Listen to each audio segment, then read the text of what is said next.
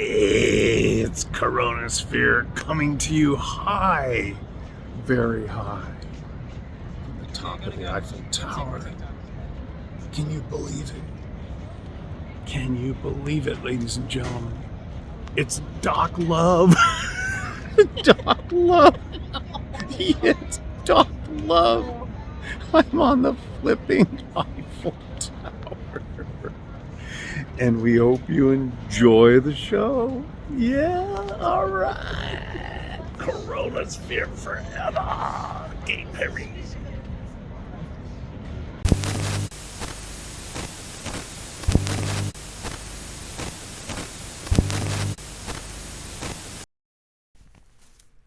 Hey everybody, How you doing? CoROEnosphere 12, we made it! Woo! In studio today, Mr. Steve Griffith, the one and the only. Steve, it's great to have you here, buddy. Thank you, Bruce. Good to be here. All right, so we do our customary lift.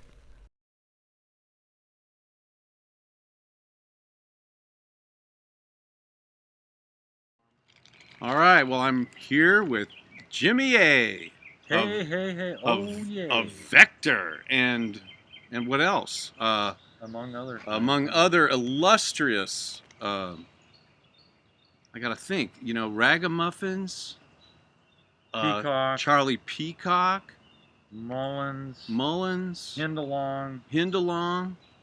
God. You played with Hindalong? If I I don't know. can. I don't know, Done man. a few. He's just not. He's not. Oh, wait a minute. I thought, sometimes I feel like he's behind me. He's kind of everywhere. Like he's all kind of the time. omnipresent. That bothers me. Anyway, here we are in East Nashville. East Nashville, In Tennessee. Jimmy's backyard. And he is building an art studio, recording studio, general rumpus room. Yep. And I'm gonna try to attempt to show you Hey, the this light's on structure. down And it's very cool looking. It looks kind of small on the screen right now, but that thing is really big, and maybe later we can venture over there for a little minute. But anyway, I'm very excited to be here tonight. Who's that? That's That's me. Mike. Oh God! Oh, the ladies are going to see my wonderful chest here. I better button up. What shirt do I have on? You have a T-shirt on that says Pine Hill Taints. Paints. Old time music. Killer band. No, I'm going to get in trouble for you wearing a white shirt because that's kind of a no-no on. You want me to change? No, you're fine. No. It's a no-no. Are you guys actually rolling? Yeah, we're rolling, man. Jimmy's rolling. I'm rolling too. Now, this is not an illegal substance. Jimmy smokes. What brand you got there? Is it American Spirit? Organic. Organic tobacco. American Spirit with tops, and he's got a roller. Man, he's got his thing all set You up. just rolled me one. What? You don't even smoke. I know I don't. He smokes when he's with me once a year, about. Well, I've always told people it's a cigarette that does the smoking. I'm just a sucker.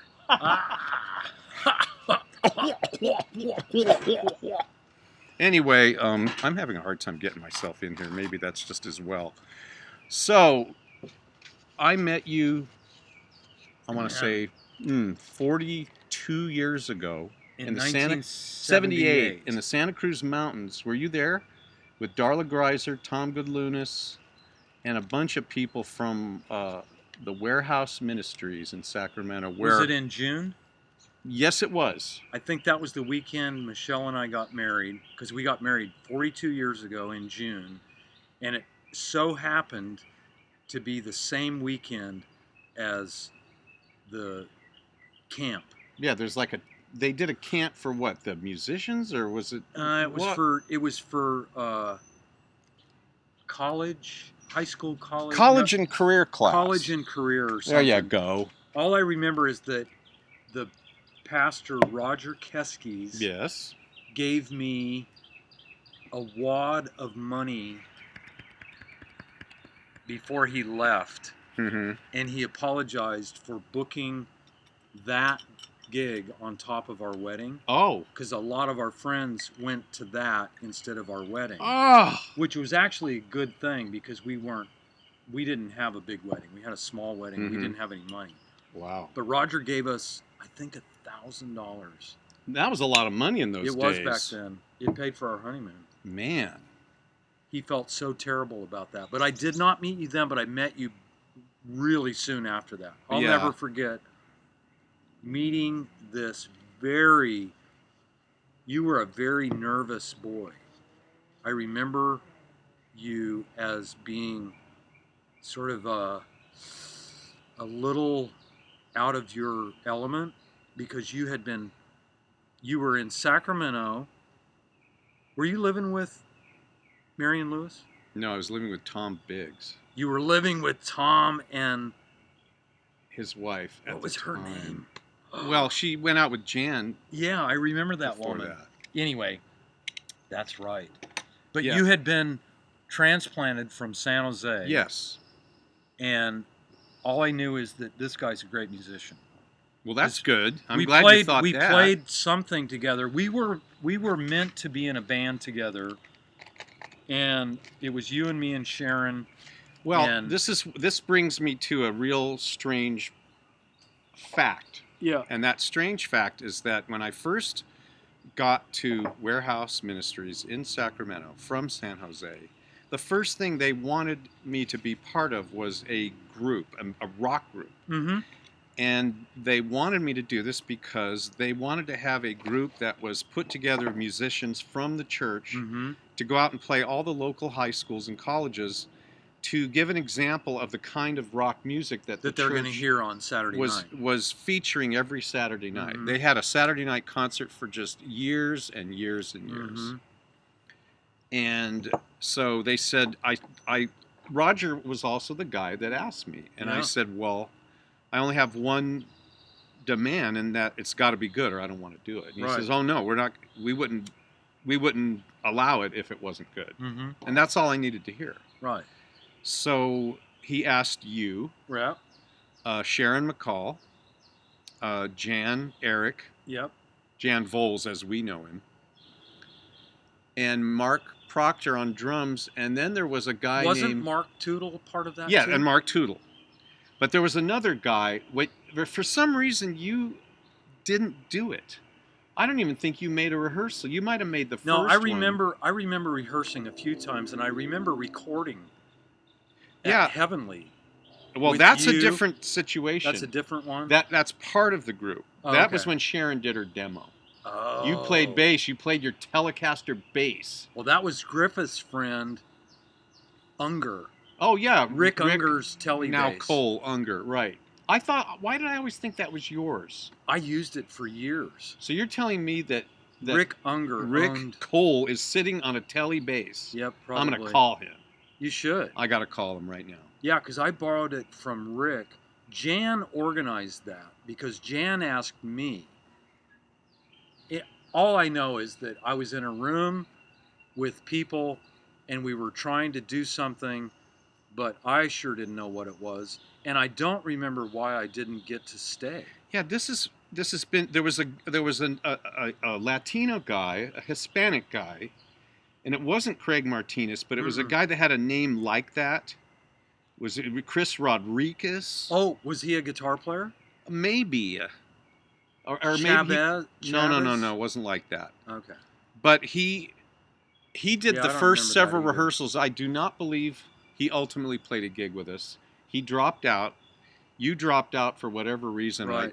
I would love to know why. But Me too. that would have changed history. It would have changed my history for sure. And, there's part of me that is, of course, glad you dropped out, but also sad because we could have had an You know awful lot of fun. I'm thinking that I moved to Colorado for a year.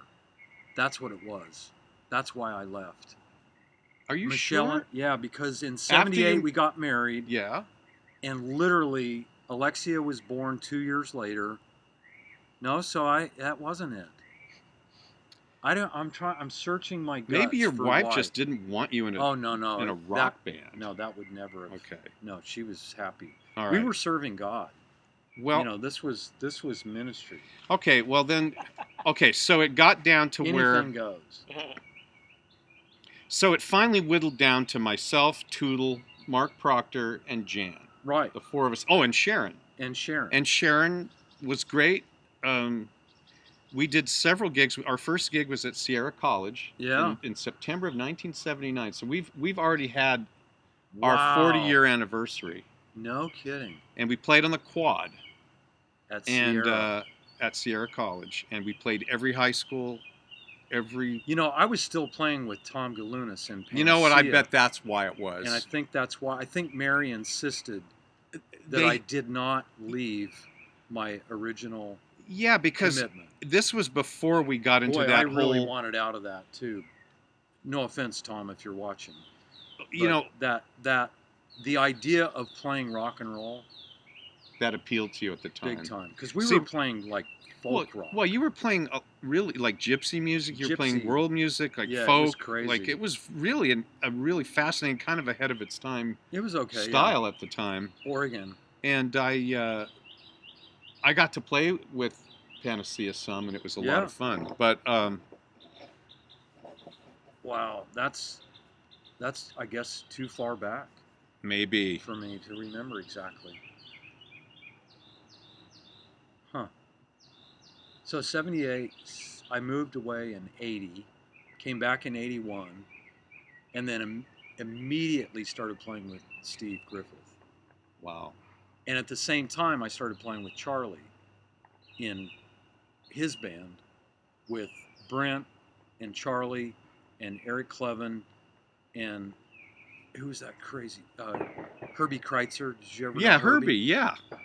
And we did a handful of gigs, and then Brent wanted me to split and join him and Larry, Mm-hmm. and I couldn't. Larry Tagg? Yeah, because I was committed to Peacock. Mm-hmm. And man, it seems like I no sooner did that. We played about a year with Clarice and Vince. Mhm. I mean, it was a No, I pretty remember crack the group. band. It was a good group. And then I'm trying to remember why I ended up. Oh, because Vector, we did 2 records, and then I don't really remember the crossroads of why I ended up coming back with, because I left the Peacock band Mm-hmm. to do the Vector second record, because Chuck left the first record. After the first record, he left. And then Steve and I and Bruce did a record by ourselves. Right. And then I jumped back in.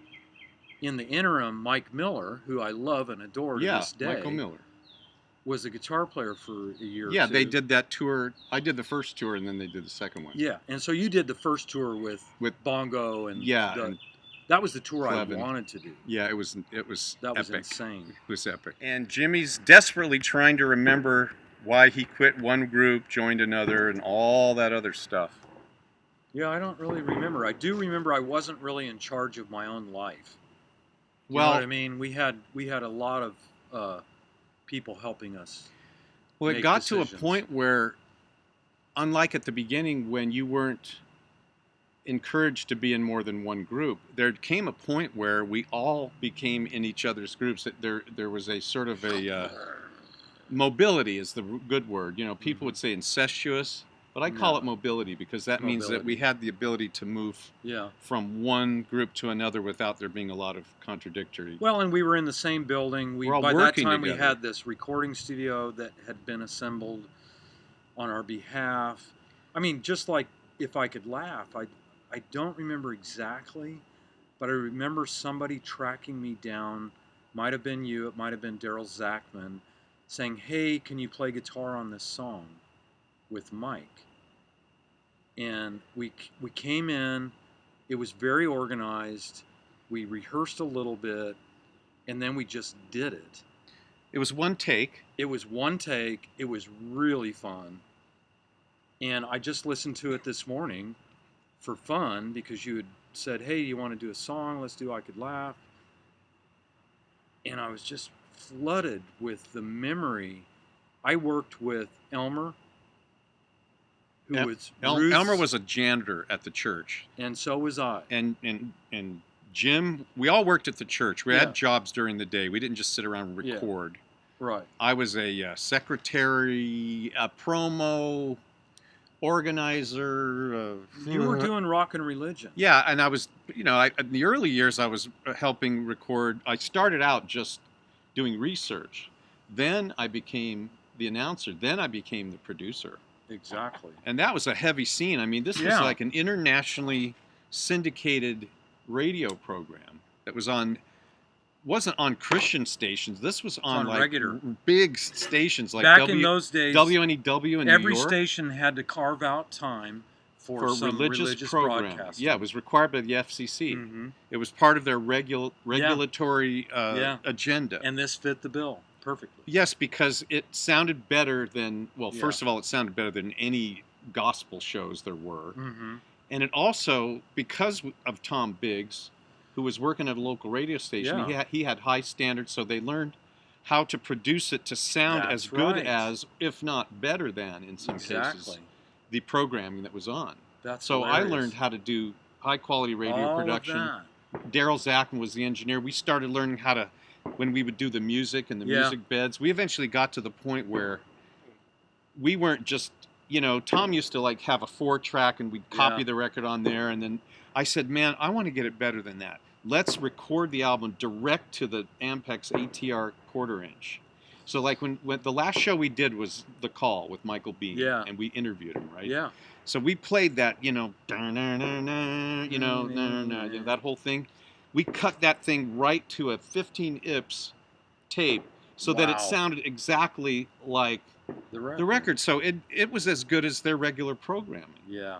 Yeah. I was really proud of that. Yeah. But then we got the word. The FCC deregulated their whole scene. And it All of a ended. sudden, we lost half of our stations. You know what I have in my basement that's about to be on the grounds? I have probably a dozen masters, mothers. The mothers are the nickel-plated brass Of what? Rock and Religion. Why on earth would you have those? Because Mary gave them to me. They were getting rid of everything. But why would she have them? She didn't actually have them in her possession. They were in the storage room. I was drawn to them because they're these beautiful nickel-plated on brass where they cut the master and then they make the lacquer Right. from the I don't think print- I've the ever imprint. seen one. Oh, I'll show you them. I don't know. They're going to fly back here on a wheel to more or less. You're going to make an art piece out of them? It's going to be a Nice. Calder sculpture. That's great. That's going to be a whirligig, I'm calling them, Nice. on a 12-foot pole, which you can see the poles over there. They're going to be up high on a little axle, and it's going to be perfectly balanced, and the wind will make it move or not. Weird. It's going to be great, but it's Rock and Religion masters.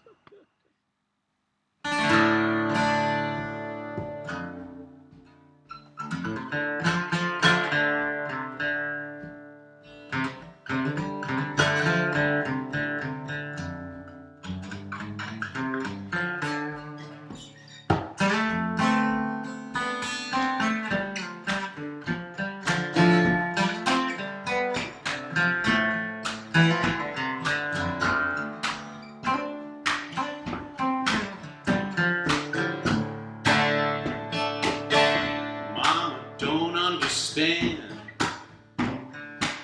She wants to hold my hand night and day, and she don't like my clothes, and they're wearing thin on her nerves, and she don't like my hair, and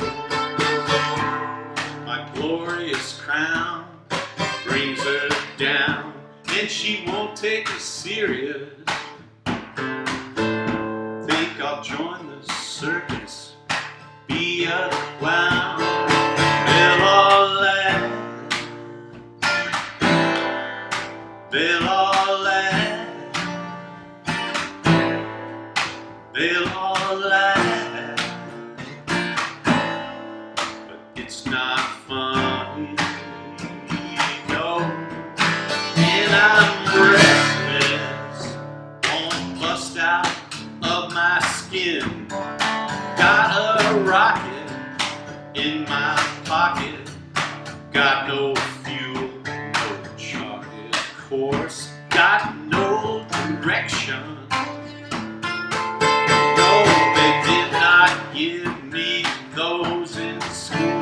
But yes, I've been a fool for cool. But no kind of hair, no shoes, no jacket is gonna help me hack it to pieces, man. I've had it, and you can have it. You'll all laugh, and you'll all laugh, you'll all laugh, yeah. But it's not fun. No, it's not funny. No.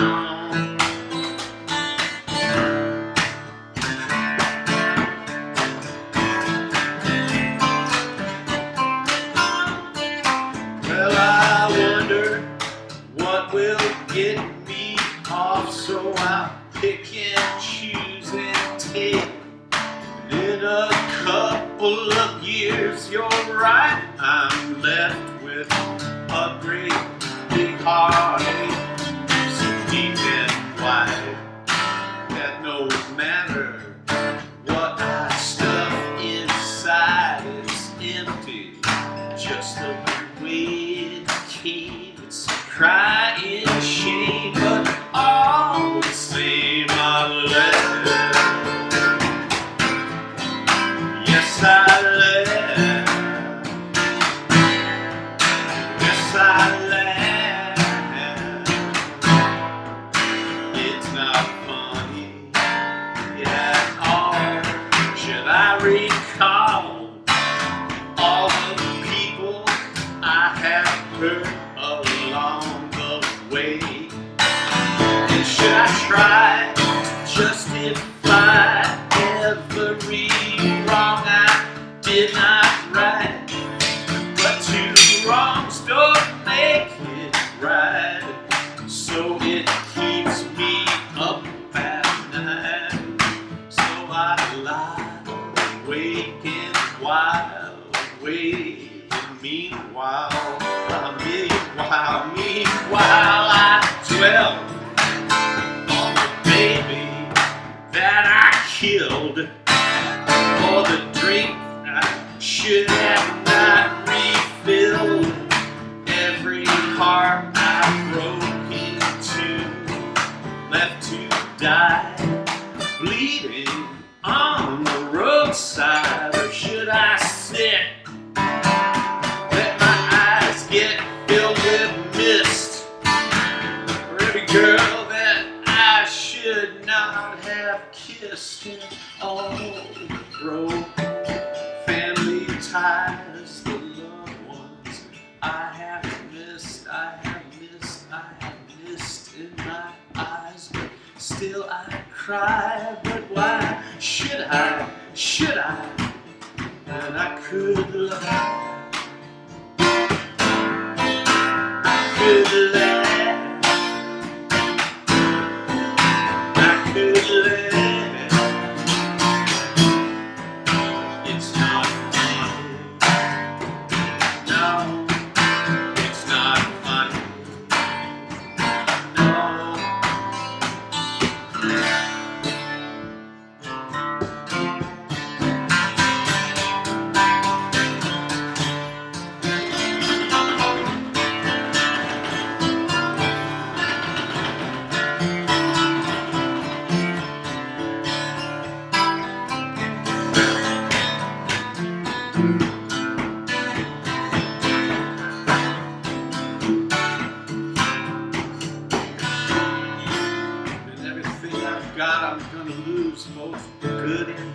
tide will pass, and what next? What lies beyond the broken dreams and shattered mirrors that I keep looking into?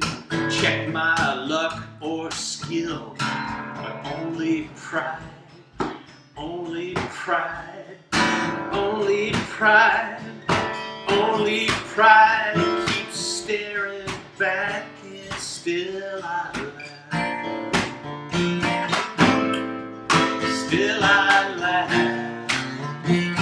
Oh, none of this, of course, will stand when I stand before the man on that great day of the great divide, when all the kings and queens will have their closets emptied and the bones will all fall out.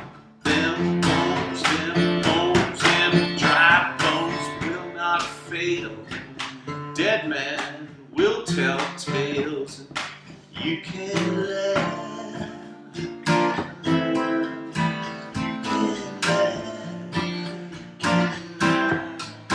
you can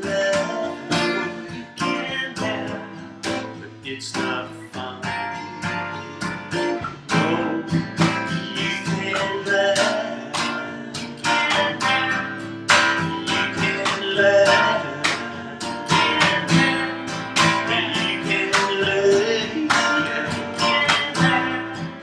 It's not funny. No, it's not funny.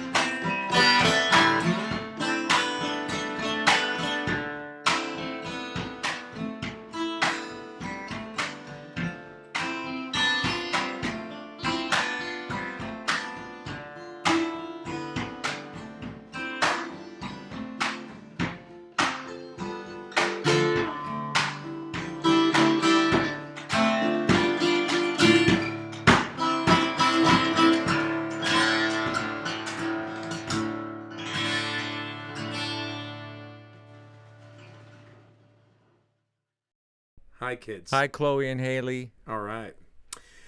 Well, my history with Steve starts sometime around, gosh, I don't know, what was that, 84? Four-ish? 84-ish Yeah, sure. at the warehouse. And prior to that, or so I came upon you guys, met you guys, you and Charlie Peacock at the same time in a music store in Sacramento. Yes. That's right, huh? Just a random meeting.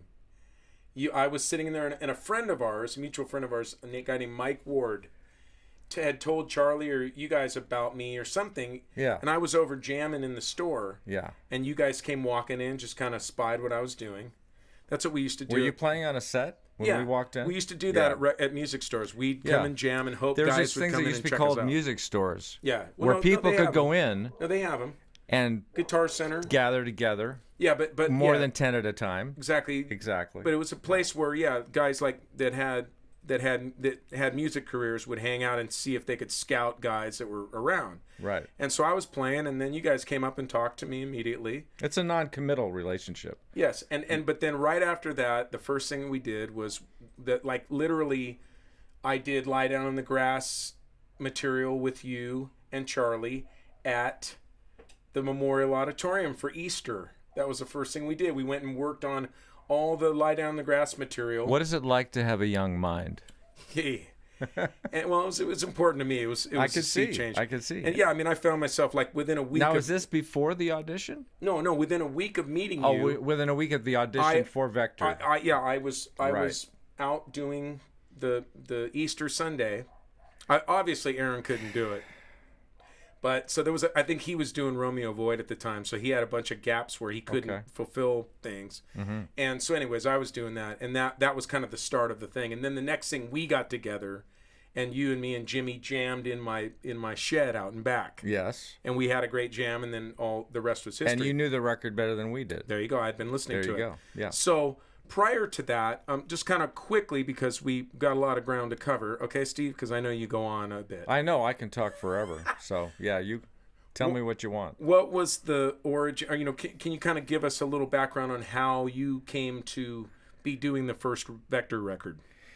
Well, I had been doing a lot of bands in the Bay Area. I've been playing music for lots of years since I was 13. With Mike, actually, down to 11. We were in a band together. And Mike asked me after he got the gig at Warehouse, he was on staff up there, and asked me if I wanted to come up and join a band he was starting called the Scratch Band. And I said, which I saw the Scratch Band at my high school. Oh my goodness. And Mark Tootle had a giant fro. Yes. And Mark Proctor had a Rainbow Vista Light drum kit. Right. And Micro, I remember the whole thing. And you had long hair. I had long hair, yeah. I had hair. I had hair. You back did a then. real feather hair. I could do that. You were known for the whole feathered hair thing. I could throw it around. Yeah, yes, I could do that. Yeah, you really had a pretty mane. Well, Anyway, yeah. but Mike will go into that later Yes. with you. But so go ahead. that didn't work out. The whole hair thing, or the whole Scratch Band thing. Actually, I was kind of planning on. He said, "Well, you got to come up here anyway. It's a great church. They're way into music. We do concerts every week. Blah blah blah." So he kind of filled me in, and then eventually I moved and got to know the people up there, and they had me start doing concerts once they found out that I did my own stuff. So I did a Steve Griffith band thing. So I did a Steve Griffith concert at one of these weekly concerts, and I had gotten to know Jimmy through bands he was in there. He was already there, and Tom Guadalunas and Panacea and bands like that, and got him to play with me, and Landaker was on bass, and I had different guys put together a band and did some kind of progressive rock thing. Who was the drummer? Was it Well, that particular, it might have been Guy Niosi, because he was one of the guys I used. Did Dwayne ever play in that band? Dwayne Temmie? Yeah. Dwayne Temmie actually played in the band after it was called Vector, not before that. Yeah, Dwayne was one of the, and John Wireman was a. I'm gonna turn this, make sure we got enough of you. John Wireman was one of the guys too, and we did that kind of first 3-piece thing for the Warehouse. And I had told Jimmy, I didn't want to do the Steve Griffith thing anymore, and did he want to start a band? And then my wife actually came up with a name. So did you guys? So you kind of were like kind of a label band working with Exit, and then you got Charlie and Aaron to do the record, or did you? We eventually, we eventually became one of the bands that Exit decided they were going to do a project with. In the meantime, Jimmy and Charlie had become friends, and Charlie was looking for something else to do other than what he'd been doing. Oh, so this Charlie was the first thing Charlie did with Exit was Vector. Yeah, the first record, the Mannequin Before Virtue record. Yeah, so we wrote some things together for that record, And that's how the first one was done. And that was with Aaron in the studio, and Charlie and Jimmy and I. And we did a few gigs with that lineup. And eventually that didn't really work out for Aaron because of his commitment to the Sevens. Okay. And that's when we brought in Timmy. And then eventually, you know, as everybody has seen, or most probably you guys have seen, that Charlie eventually started doing his own record, and that changed the lineup for us once again. And of course, during that time period in between that record and the next record, we were looking for another drummer, and that's when we went to search for you.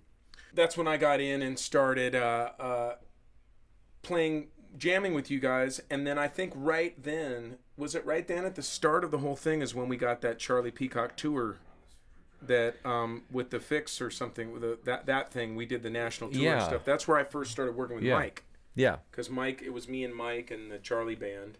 Yeah, well, after Charlie's record came out. I think Charlie was kind of always trying to steal me from you. Huh? I don't know if steal is the I'm sorry. It's a terrible way to say it. Is the right word. No, you know what it was there wasn't a drummer around, so the drummer was always kind of getting, somebody needed the guy who could play that was around, because Aaron was gone. Yes. Doing Romeo Void things. I know he was and the Sevens. Okay, yeah, he was busy. Yeah. Was he still doing the Romeo Void thing with the Sevens? Yeah, I think that's why he didn't do the tour with Charlie, because I'm sure he would have been doing it. Oh, and they just had this kid do it. There was one tour Mike went on. No, that's the tour. That's the same one. Yeah. And that because that was Bongo Bob and Eric Clevin, R.I.P. And Ivan did one big gig with Charlie, played bass for him. Did you do when the we show? opened the Missing Persons, right? Yeah, Missing Person show. Aaron was playing that show. Yeah, and I was stoked because I got to be a roadie on that show, and Bozio was a big hero of mine. I love that. Yes, I know. Great. I remember that. You guys were great. Yeah, that was a moment. Well, okay. So then fast forward, we go ahead and we decide we're going to work together. We've got we play and kind of mess with all the material for a while and kind of try to rethink it all and play around. And then we started working on music together and which became the Please Stand By record. Yeah. We got like a deal with it was like a distribution deal with A&M or something, right? Back then, yeah, they were interested in distributing the Word catalog through Exit. It was also still tied to Word, but A&M was part of that as well. And yeah, they did some. They released a single of ours. I think. Hey, we got. I actually have a letter. We got MTV Play. We did. We did those two videos. Yeah. Phil's Nose in San Francisco. Yeah. That went well. That was a lot of fun. But we actually, what's interesting is a fan let me know he had found a letter inside of a vinyl of Mannequin Virtue he'd bought, and inside there was a letter with Bill Graham letterhead. Wow. And he read me the letter, and I was like, wow, can you shoot me a picture of that? So he took a picture of it, and it was basically a letter from Bill Graham Productions to a radio station, to the programmer, saying you need to check out this song, Surrender and Fallen Star, were the two songs they recommended. Interesting. So I actually was kept in touch with this guy online, and he really wanted one of those box sets that I put together back when I had Liquid Disc of all the projects, in one place. And I said, well, I'll trade you a box set for the letter. So he sent me the letter, and I sent him a box set. Oh, nice. And you have it. I have the letter now. Yeah. Nice. Got it put in a frame, and cool. It's pretty cool. So anyway, we had an illustrious moment there. We did our thing and played around, and then went to England, and we did a few things that were cool. Yeah, Greenbelt. And I think we kind of. You went to Flavo, right? No. You didn't do Flavo with us? But I think I remember I bailed and went and started being in Charlie's band. Yeah, you bailed. And then you guys. He bailed. I bailed. I don't know. You guys moved to Nashville. Either that or Charlie stole you. I'm not sure. But you got the big move, the big call, and you moved to Nashville, right? And you started a thing called Liquid Disc Records. Yep. And you put out another, what? Temptation. Okay. Was another Vector project Jimmy and I did together. And then Simple Experience was after that? Oh, Simple was actually before I left. Simple was okay. yeah. That was the one that you did. We did, you know, I'd Okay. left the warehouse. Okay. And I went to work for a video company in town called Double Vision. He had a small 8-track studio there. And so Jimmy and I cut Simple Experience on 8-track around 88, maybe 89. So it went from Please Stand By to Simple Experience in 89 or so. Yeah. Then you Might have been before that. Then you moved to Nashville, and then you did Temptation there. Yeah. You had a studio there. You're producing guys. You Right. produced something for the guys from DC Talk, or what was it? Who was it? Audio Adrenaline. Audio Adrenaline. Yeah, I did a couple things Yeah, with them. he had a big hit with them, and Yeah. and so you were doing all that business. Yeah. Then you kind of left the business and kind of went to Florida, right? Was that what it was? Well, actually, from Tennessee, we moved back home to the Medford area, to Coos Bay in Oregon. Where your family- Because the family family had lives moved at. up there, and we decided we're going to come back and be around family, and that lasted a few years. Okay. And then I got a gig going to Florida. So we Working moved, for like a super church or big doing church out production? there, yeah. I was in charge of the production out there. Okay. And Did moved- some group home stuff, raising. yeah, eventually, raising yeah. kids After and- the production stuff, I got into being a house parent and had 9 middle school age boys in the house, and we were helping them just kind of get back on track and helping their family, and they're mostly single moms. And like when dealt they were with. acting up and not doing what you want, did you go surrender? Did they just go? Yes. Did any of them ever really get a handle on what a talented singer you were? Well, eventually it came out because they knew I was into music because I'd set up a music room in the house for the guys. I had a drum set and a keyboard and guitar and a bass amp and all that. So anybody who was interested could play. Then they would just quiz me, you know, well, what did you used to do? What was the name of the band and all this stuff? And they'd go home and Google it on the weekends because they were with us Monday through Friday, go home back to their parents. And they'd come back on, of course, Sunday night, Pop, because I was called Pop. That was what they had to call me. And we looked you up. We saw Vector. We saw the video. They looked at the Cornerstone video and the 2 videos we shot in San Francisco. And so, yeah, pretty soon everybody who came through the house eventually knew about that stuff. Yeah. So then you left that, came back to Medford. Was that the? Yeah, I moved back to Medford in 2016, and my daughter and her husband followed, and so they're living in Medford too. And you're taking care of your father. Yeah, my dad got diagnosed with Parkinson's, so I help with his property and help him. And which brings us to one day. I don't know what it was. It was just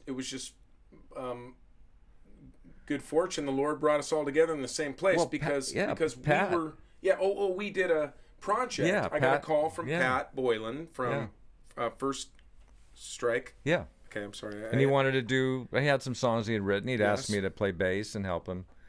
Awesome. And got in touch and I with was you. all excited. I'm Yeah. like, cool, Steve, man, of course, getting him involved. And then you came up, and it just happened that same week, Jimmy was in town to visit his dad. Yeah. Just totally off the cuff. So then we all go get together and have a dinner, and then boom, here we are talking about, hey man, yeah, let's make a record. And Jimmy's all, hey man, I'm down, and I'm all, heck, I got a studio, let's do it. And Steve's like going, wow, guys, I'm retired. And so then we don't have any songs. So then we get moving, and we talk about we're going to do one of these songs or another thing, and we just whatever. Each moment was a, hey man, we can make it all work with just this, just tape and string. Yeah. And then the next thing I know, Steve's sending me demos, and bam, he sends me this demo, "Walk on Water." And this song is amazing, and we're like, me and Mark are both just going, okay, we got to put this on our label, and we need to do a new Vector record, and this is gonna be crazy, and you can't believe how talented what we got by dragging this guy out of retirement to show us his talent, because he's fantastic. And then we have about right now we have you set a deadline for me. I work pretty good with deadlines. Okay, there you go. Yeah, you said we need a song done by January. By January 1st, Steve, we got to have it by January. I was like, okay. So then, off this, I mean, just since I was sharing stuff with you on one of my trips down, right?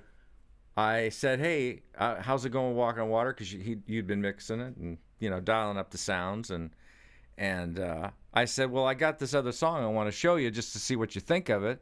I just did a new demo of this song called Rooftops. And I put on Rooftops, and I think Mark was in the room at the same time. You both kind of went, I think this is the song. Yeah. Maybe this is the song we released in January. So we switched gears, and Rooftops became the one that we focused on. So. Well, so now here we're about 10 songs deep, and Steve is in town this week to do more production with me. Yeah. Jimmy has already come out. We flew Jimmy out for a week and rocked out a bunch of Jimmy tracks. So we're in deep moving on this thing, and that's one of the songs, In Deep. Yeah, In Deep. Let's hit that song, and hopefully the level on that, oh, pray, is good. Let's go ahead and give it a shot. Rooftops.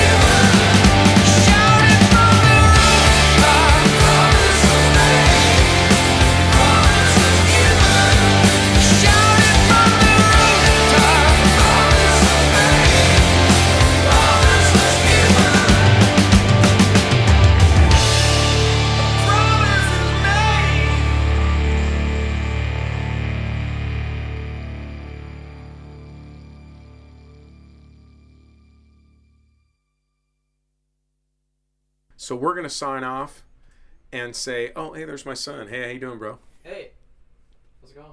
Good. Did you meet Steve Jordan? I think we have met. Maybe. Did we meet before? No. I don't This think is Steve so. Griffith. This is Jordan, my son. Jordan, come on Good over to here. see you. Give this man a shake. My hand is all. All right. How are you? Well, I'm good, man. How are you? All right. I've heard a lot about you and your music. Yeah, man. Yeah. He's a really cool beat producer. Yeah. He can play piano, drums. He's a talented guy. Thanks. For Steve Griffith, for Michael Rowe, for Chris Harrelson, for Jordan Spencer, all in the CoROEnosphere, here and at home. Thank you very much for joining us. Thanks, guys. Thanks. Well, I'm still in drop D.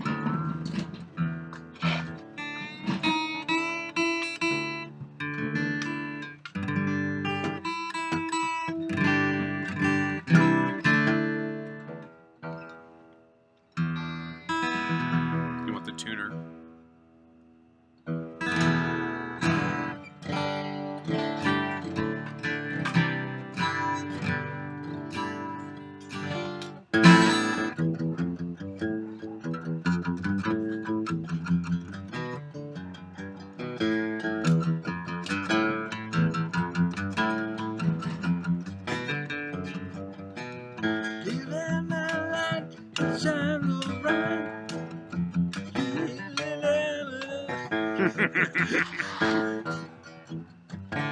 What But is I that? can't remember what- what is the chorus. Wait, I'm still. Oh, you're still drop D.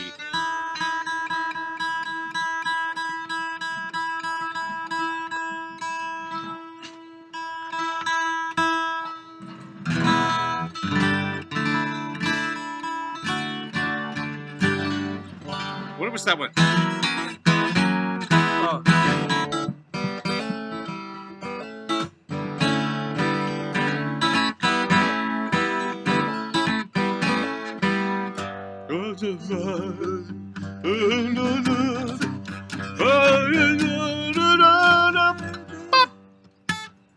oh. Something like that. See, I got to get those records out, man.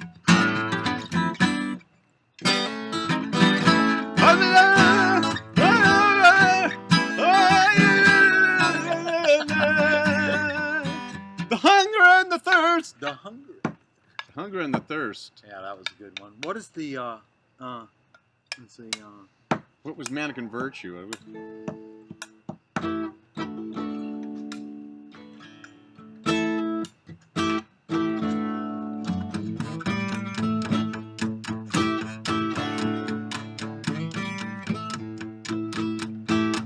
Fine Line. That's what that one was. What album was that on? That dog one, that Simple Experience. Oh, Simple Experience. That's a great one. That see, I got to play all those with you, and I don't love remember the parts. That record, man. Yeah, that's a good that one. was a fun record. It was fun listening to your guitar parts only. What was that one? I'll tell you the one that blew me away is you were able to turn up your distortion and go.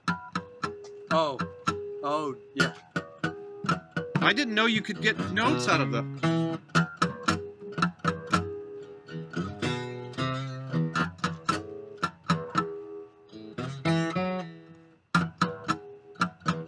Yeah, that was cool, wasn't Yeah. it?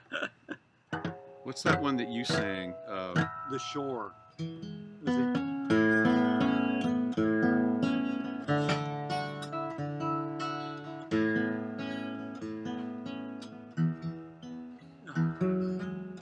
Oh, yeah, I don't remember it at all. How is it we don't remember Vector tunes? It's been too long. 40 This is why we need to years. bring it back. We Almost 40 years, right? 35? So 85. What would that be? We made that record in 83. That's that is 17 plus 37 years. 37 years ago. We lost. That's a lifetime. Well, yeah. Steve's looking Steve, for more pots. Let's just do one we all know. You Yeah, know, what- like something like. What could we do? You want to do one of Chuck's ones, like Lie Down in the Grass? Oh, you yeah, know? let's see. What key was that in?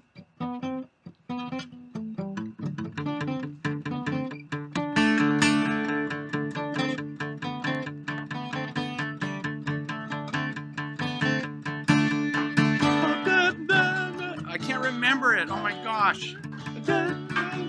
Atmosphere.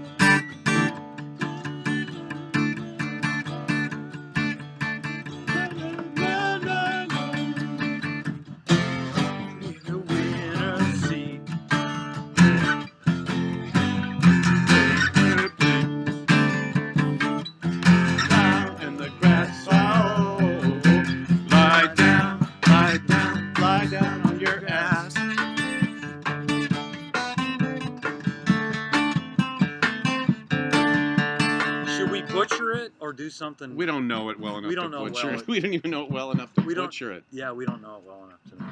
What can we do, Mike? I mean, you've got a million songs. Well, we could do the Peacock's version of Baba. That that song we could do. What key do you do it in?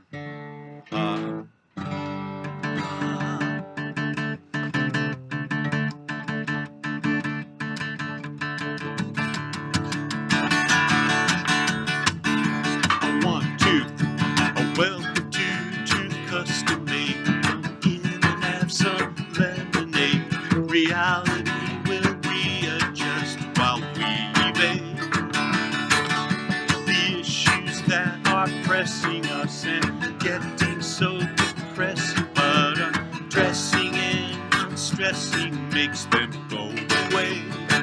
2, 3, 4. We're tired of solid ground.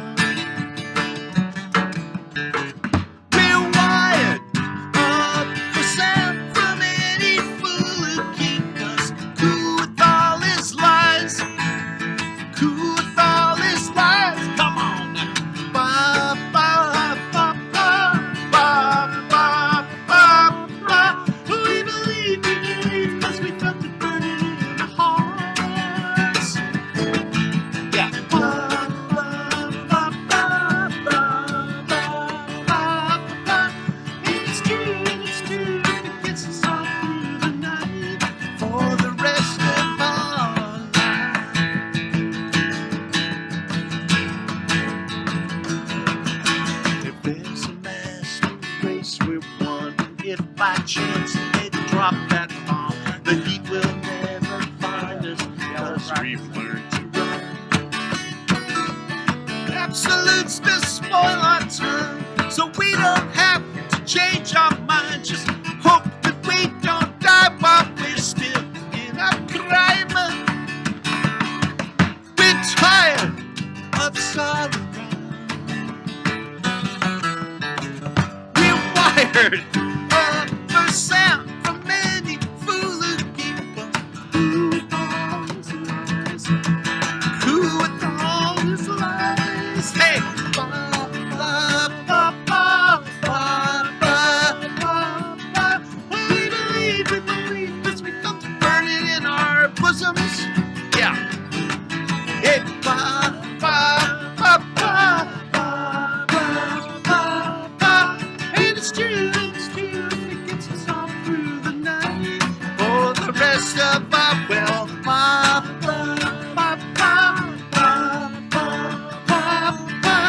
we believe, cause we felt it burning in our hearts.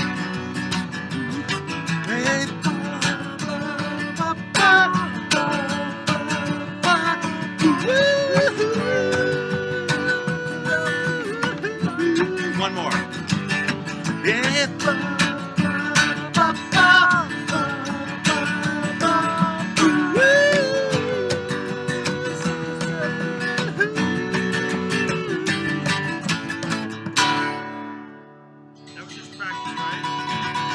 No, that was it. That was it. It was great. That was good. Well, let's do something else. No, I gotta figure out what was that harmony. We gotta figure out harmony. Oh no, it's all good, man. You want to do something else? Yeah, do another early one. What's another early one? Oh, it was fine, man. We got to record everything. Charlie Mercy? Yeah, we did Mercy Mercy already. Okay. We do the Lust. That was a Lost Dogs tune. Yeah. How does that one go?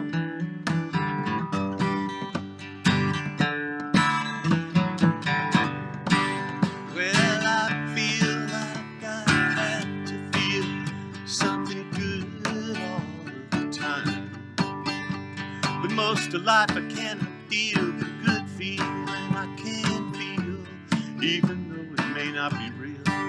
And it was person, place, or thing can deliver, I will quiver with delight.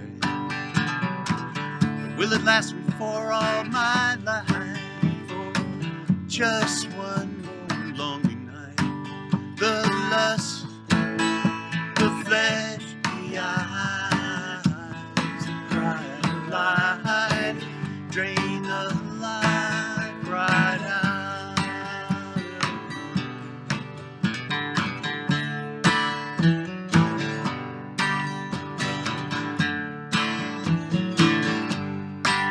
Well, I see something I wanted, bam, right now, no questions asked. Don't worry how much it costs me now or later. I want it, babe, I want it fast.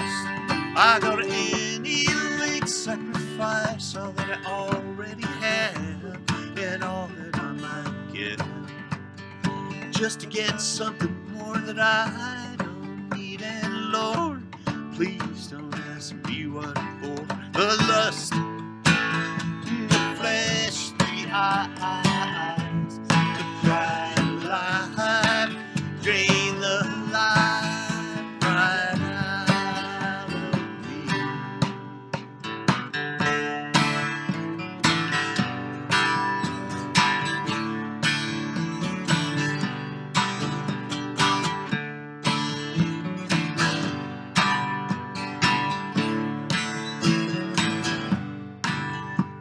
And I love it when folks look right at me and what I'm doing or have done, and lay it on about how groovy I am, and that I'm looking grand. And every single word makes me think I'll live forever, never knowing that they probably won't remember what they said. Tomorrow I could be dead. The lust and the flesh, the eyes, the pride of life, drain the life right out of me.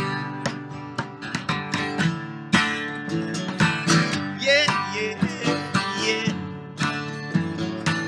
Oh, yeah, yeah, yeah.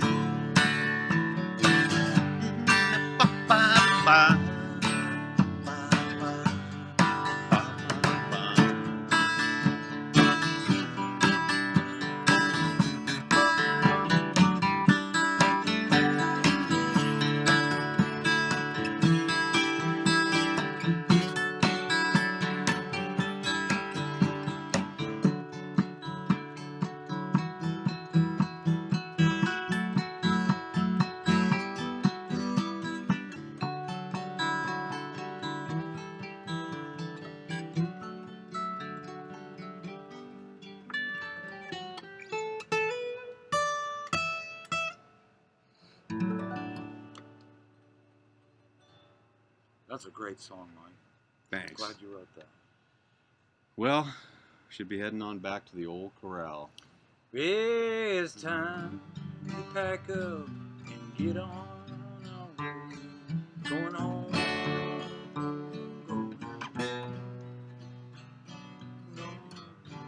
Right now we're going. Going back home. What's your wife's name? Larissa. Larissa.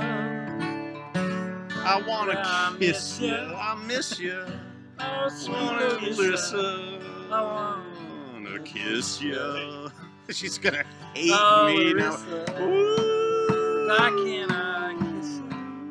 Because I'm there with you. I ain't with you. So I better get home. Time to pack it up.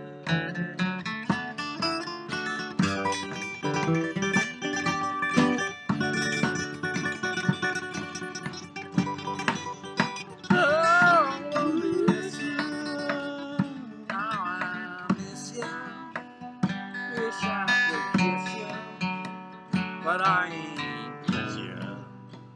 So I better get home. No kidding. Yeah. Well, thank you. I Under want to. normal circumstances, I would say let's just keep We would going just all keep night. going, but Yeah. we need to get up going. So, on behalf of myself and the group, I think we kind of passed the audition. Yeah, we'll probably be okay.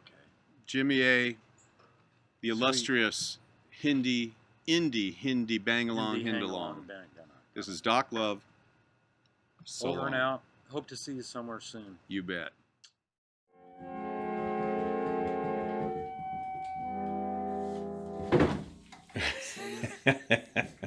Phantom of the Opera.